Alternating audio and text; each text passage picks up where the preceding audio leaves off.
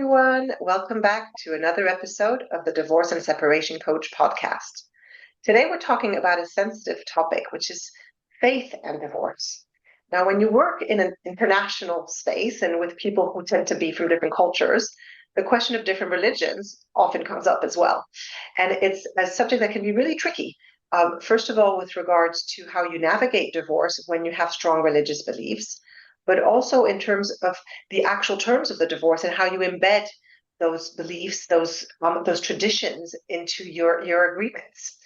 So to talk about this, I've invited Lucy Greenwood.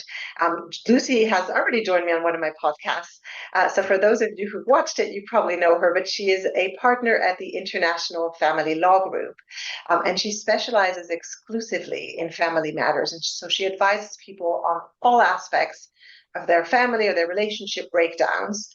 And because Lucy specializes in advising international families in England or abroad, she often has this multicultural component in the cases she works on. So thank you so much for joining me, Lucy. Nice to be here. Thank you. So can we start by, I guess, kind of setting the scene with regards to the options for divorce? If a couple is very religious and they want to get divorced along religious lines, how does that work and how does that get recognized in the civil world? Okay, so before I go into looking at whether or not they want a civil and or religious marriage, we first have to look at how they got married, because not all religious marriages would necessarily constitute a civil or secular marriage in England. So in England, the only way to marry is in the civil procedure. And we'll find that many religious groups and couples who want to marry, say, in a synagogue or in their local mosque, might find that those ceremonies alone are not legal or lawful ceremonies unless they're also conducted in accordance with the civil rules. So many people fall foul of this, and it's particularly problematic among the Islamic community in England, where they've had a very big ceremony that looks to all intents and purposes like a marriage, but it hasn't been adjudicated correctly, hasn't been recorded correctly or registered or dealt with through a registrar. And so there can be some real injustices when it comes to religious divorce. For example, if somebody hasn't married correctly, they haven't got the same legal rights and claims for finances or other matters that other married couples who have married civilly would share. And this can come as a huge blow and can be very detrimental to a family. There is quite a lot of work going on to improve knowledge of this in England. There's also quite a lot of work being done by imam in various mosques to try and educate people and to register their mosques or their places of worship for formal registration. So that aside, establishing that you have probably had a religious ceremony and a civil ceremony in England, then obviously there are two sorts of divorces that need to be sorted out. The civil divorce is the only one in England that's going to give you a divorce in England. Okay. If you're bringing proceedings in England, you cannot have a religious divorce only in England. So a talaq or obtaining a get in the Jewish community would not be adequate to prove that you were divorced civilly. So you couldn't remarry legally. Yeah. Of course, that might be different in terms of remarrying within your religion and within your faith. And for some people, that's more important. But ultimately, it does matter in terms of what marital status you have. So you do have to consider these things. There was a very big case about this whole validity of religious marriages called Akhtar and Khan, which, you know, is a long read, but it is also very interesting. Now, to confuse matters further, if you entered into a religious marriage abroad, I was going to ask you about that. Where it is lawful to get married in that religious context, so it's not only the religious way, but it's also the secular way, then England might very well recognise that as a valid marriage and or divorce. Um, in order to be that, it has to obviously be valid in that country, has to involve people living in that country, being domiciled in that country, or a national of that country when they do the procedure. The whole procedure has to take place in that country. So, for example, with a Jewish get, you have to do a written document which you literally pass to your former spouse. The husband has to give it to the wife. And that even that ceremony of giving it after signing it has to be done in the same country. Otherwise, a transnational divorce will not be valid. And yeah, and both parties have to have notice of proceedings. So in some situations, I hear clients saying, "I can get married in, I think it was Lebanon recently. I don't even have to tell her." Well, that isn't going to be a valid marriage anywhere else, probably. So it's not going to be sufficient. I mean, similarly with the talaq, obviously, from a religious perspective, very much recognised, but in civil law, not. So obviously, no religions actively encourage divorce. And so one of the things that you may find more if you are wanting to have a religious divorce as well as a secular divorce is that parties often want to talk to their faith leaders to see if they can help to put their marriage back together. Yeah. Increasingly, faith leaders are acknowledging that in reality and in today's world, divorce is something that happens. And then they help the couple as much as possible to guide them through as easy a transition as possible. It will also depend on how orthodox or how deeply religious somebody is as to how their faith leader would address this issue and indeed what it means to them, because you're carrying a lot of burden when you decide to divorce. Nobody does it lightly.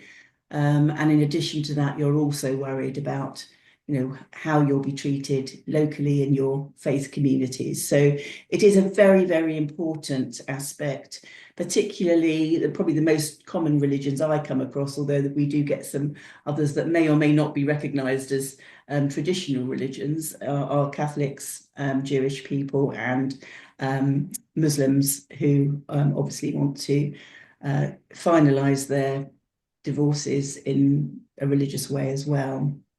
Now, the impact of not getting a religious as well as a secular civil divorce can be absolutely immense.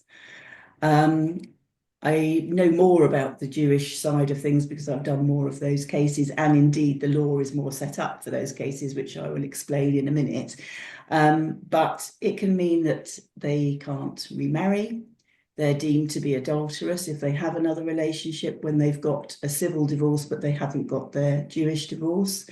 If they have children with somebody else after they have civilly divorced before they get what is called a get, then those children can be impacted in terms of whether they can join the community. And indeed, the mothers of those children are often ousted from the community if it's a very religious and orthodox community.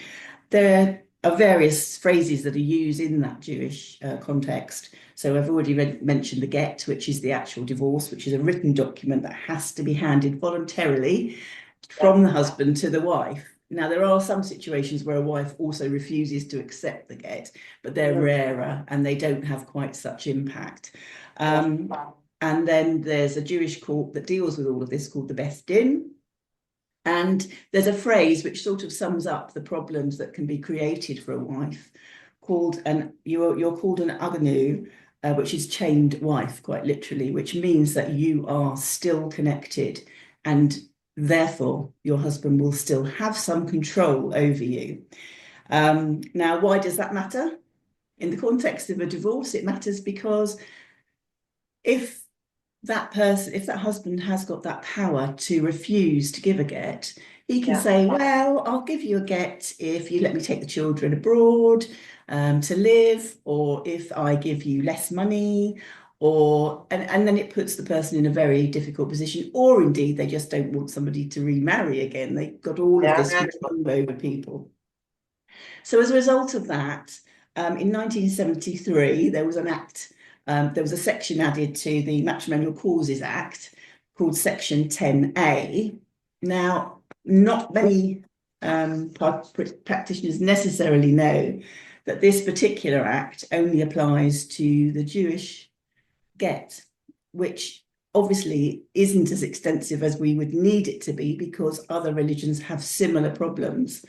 However, it's unlikely to change soon because it will take an awful lot of parliamentary time to do that. And I'll come on to what you can do if you're not of Jewish faith. But in essence, it stops the person that's refusing to give the getting a civil divorce either until they have voluntarily given the get. Now, there is some controversy with some of the more senior rabbis or more orthodox Jewish community as to whether that's really whether that's voluntary. But overall, this seems to work quite well in those situations. I should also say that in most cases, getting a get is not an issue, and most people understand the implications, and it's just one more thing that they have to do in their divorce. But sometimes we have some intransigent husbands in particular who do this to coerce and control the other party into doing what they want to do or not letting them do what they wish to do. So in addition to the court basically is very sympathetic to those sorts of applications, I should say. Obviously, it will always bear in mind the overall circumstances, and if there's a particular reason why it's very important to get a decree absolute despite not having a get, then that will be a consideration. But I know when I've made those applications, generally they're incredibly sympathetic. There is also a relatively new act which can help all forms of religious spouses, and that is the Domestic Abuse Act. Now, this is about coercive control and obviously controlling behaviour. Sorry, I should say coercive behaviour and controlling behaviour. And one of the particular sections very much includes the issue of religious issues. And so all of this aids people in that scenario, and imprisonment can follow if they don't comply. Yeah. Also, interesting and importantly, this act extends to now include people that aren't living together. So you can imagine that in this sort of situation, people may have been separated physically in different homes for a while, but they haven't got this religious divorce, and it's hanging over them, and the other party aren't helping, so they can use this act now. So that's a very important extension of that particular act. The courts, as I say, are very keen to try and help where they can, and there is a particular case where a financial agreement was negotiated through a Jewish arbitration procedure, which the court worked hard to incorporate into a consent order. They will do so provided there are no policy overriding considerations which would make it impossible for them to make law on it. So just to summarize this, you can get a religious marriage, but again, it's not valid unless there's a civil one, and similarly for the divorce. And so on both ends, you need to have that combination or just the civil, but the religious version does not suffice. No. And how do you handle cases where the spouses can't agree? One of them only wants to get divorced religiously, the other one wants the actual civil recognition. Well, I mean, this is what the sort of thing these acts can help with. So they are sort of encouraging people to do what they need to do on the religious front as well. I mean, we have situations where clients just don't want to divorce because of their religion.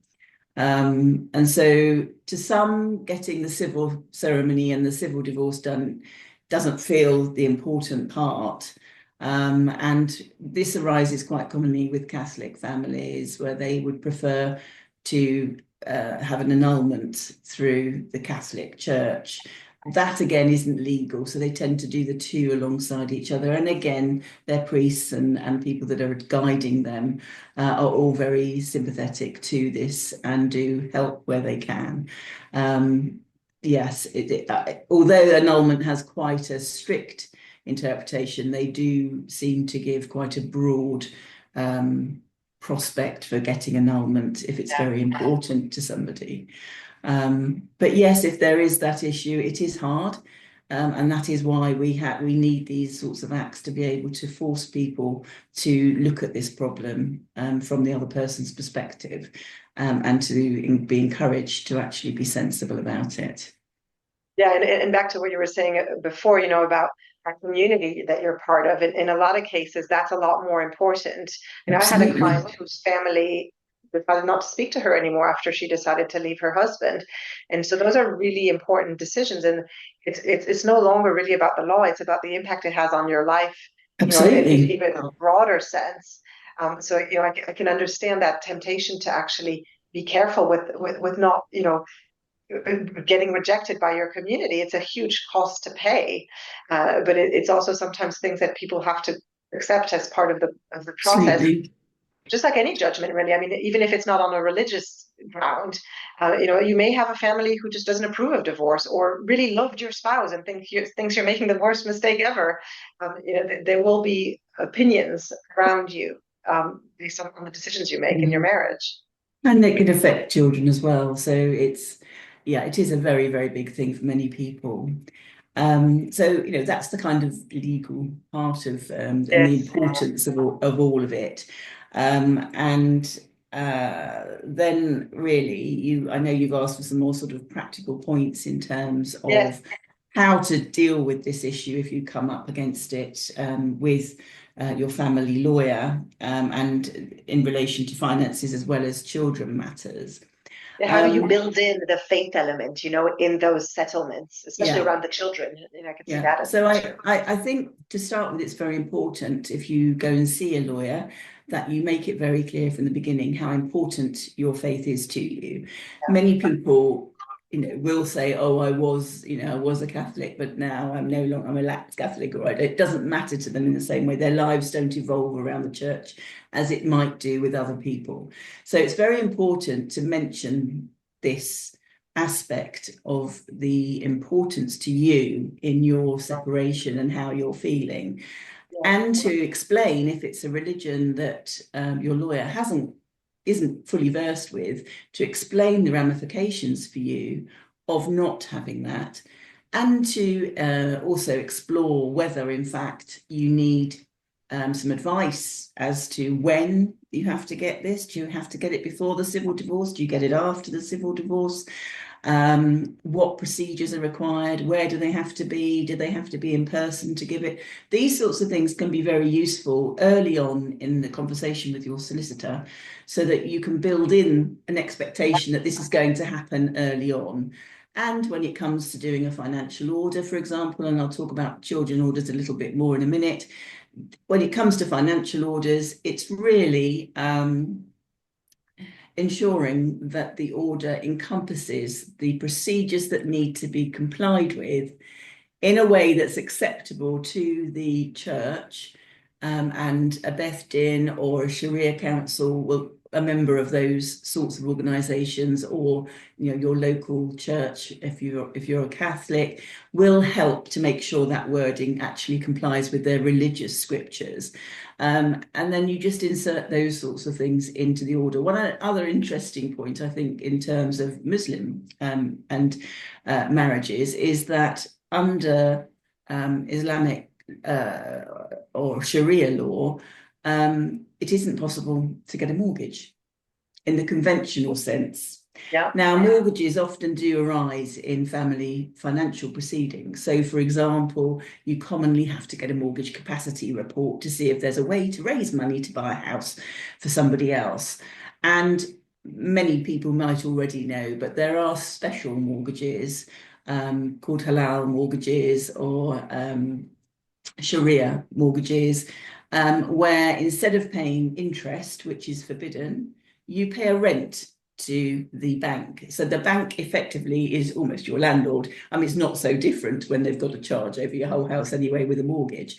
But instead of paying interest, you pay back rent to the bank. And that can be useful, because I can imagine in some cases, if you don't know that that's a feasible option, somebody might just say, "I can't get a mortgage." Whereas Right. you can then say, actually, I think some providers do provide suitable mortgages, which aren't mortgages, they're called something slightly different. And therefore, that can open a whole new prospect for settling. So I think it's an important point to note, and it's quite a clever way. And this is the kind of way that the religious communities are trying to integrate their ways of doing things and which comply with their religious beliefs. And so they're very, very important Courts to know know about about. all this, Lucy? Do they understand enough about these laws, these religious No, laws, they to integrate don't, them? not necessarily. I think those that are actively, very, very actively religious have probably spoken to their, their religious advisor, as it were, or the person that they've confided in. I suspect they're often the first people that they tell they're in trouble with their divorce. And so there is, again, in some communities, the knowledge and the information available is far greater. The Jewish community is very good at this now. The Islamic community, I think, is improving because it did come as quite a shock to a number of people that these marriages that were taking place in very, very in a mosque, looking very, very formal, were in fact not legal marriages, and that has huge ramifications for the weaker financial party in England because cohabitees have so few rights. So Yeah. it's a very, very interesting legal point, but it's a terribly important point for clients who need to consider this. So So with then, regards to the children, yeah, I guess yes, that's where you yeah. were So headed. then Yeah. looking at the children's side of things, really, I suppose there are various religious traditions in certain cultures which can cause real issues. So these are the more sort of important issues, I guess, like circumcision, for example, or blood transfusions sometimes. So there can be huge issues around children who are of an age where they are to be circumcised. And under one faith, it's incredibly important that they are, and the other person may not be as religious or doesn't or isn't religious or has another religion, who is absolutely adamant that this should not happen to the child. And that can result in, and similarly with medical issues like Jehovah's Witnesses with blood transfusions. So that can then result in applications to the court for a specific issue under Children Act Yeah. 1989 to ascertain whether in fact the ceremony should take place. And it's ultimately the welfare of the child that's important, and a judge will make a decision, hearing everybody's side of the story and arguments, and decide whether or not it is in the child's best interests for it to happen or not to happen. And they'll factor in things like how they'd be treated in the community if it wasn't to be, and versus whether they actually need to go through it. So it's a very heated area when it's I can that imagine. sizable an issue. Would And it be, would a judge also take these kind of decisions if it was a decision, for example, around a religious school, attending a religious school yes, versus yes, a secular yes, one? yeah. Yeah, all of those The things. So parents can't agree. any parental responsibility issue that has a religious element could cause this sort of problem. So it could even be things like attending school for the Islamic faith or for Jewish faith or Christian faith regularly. One may agree, one may not. One might think football's more important. It's literally dependent on somebody's beliefs, and they can be extreme, and of course they can be even more extreme on divorce than they probably were during the marriage. So it can be a problem, but for most people, again, it's more about respecting the other person's religion and perhaps adapting arrangements so that they have the ability to celebrate their important religious days with their children. And so obviously for Christian faith, it's Christmas, but there are other very important ceremonies in all other religions, Hindu, Islam, all of them. And therefore, if you've got a couple who are not of the same religion, and the parents have a different view of these things, it might be easily remedied because you're happy for them to have the days that suit their ceremonies. And there often isn't too much overlap. There is sometimes. But obviously, there are certain days that people do want, and that's generally something that can be considered. So another thing to mention, I suppose, to your solicitor when you go and see them is to say, these dates are really important to me, because that solicitor might not know. I mean, obviously, it doesn't take too much to look it up, but there may be particular days that you've had very, very strong traditions, very, very important days for your family. And that can be helpful because it can mean the other person can then get the days that they want. Where there becomes an issue is when the same day is required. And then, just like Christmas, which I know is coming up, can mean that you have to compromise and either share the day together, which is tough, but some people do it to their credit, or share the day in time, which I think is a bit disruptive because none of you really enjoy it, and because you're worried about the next bit. And you also probably have to, the child probably has to have 2 Christmas dinners or 2 although it gets 2 lots of presents, which they're quite happy about. But no, seriously, I think that doesn't work for many people. It does for some. It depends on your family, but more commonly it's alternating Christmases. Where So both the same model really in that kind of scenario. But it's true that those are subjects that, they may have been fine during the marriage. Sometimes they're already a source of tension during the marriage, but definitely upon divorce, people are a lot less inclined to respect the other person's traditions, religion, etc. I had a client recently who was married to a Muslim, but she's not Muslim, and they had a pork-free household while they were married. And now that they're divorced, she's saying, "Well, I don't want to have to do that." And that's been a big area of contention. And again, the more flexibility, the more people can actually try and find a solution, the better, because it's really hard for a court to make these kind of decisions. No, I mean, it's like, it is very hard for the court to make the decision, and you're not going to be happy if the court doesn't make the decision that you want, and it can be a bit of a blunt instrument, as we all know. So it is better to talk about it, obviously amongst yourselves if you can, but more commonly perhaps with a mediator if there is a real issue, or somebody else that you trust, or somebody from the church that you can talk to about it, because it's just all about respecting each other's wishes and what's good for the child. So it's important that children have an insight into all of their culture. And had you been together, the likelihood was that was happening. So when you separate, it's equally important. And then you just, if you can carve out time correctly, you can actually enjoy your ceremonies as you want to, even if it's with new traditions and new things with your child, and even if it's only every other year. It can be still a very, very important time. But it is important that the child has the insight into those 2 different worlds. Views. And also there's, you'll see it as well with language, for example. I'm sure you have this case a lot, people who divorce and who are really intent on both languages being maintained. And people get very sensitive because it's their heritage and what they're passing down to their children. But actually, if you take that out of the equation and just think of the child, how can it not be beneficial to speak several languages or to be exposed to different religions and cultures? And also it's their choice as to which way they want to go in the future as well.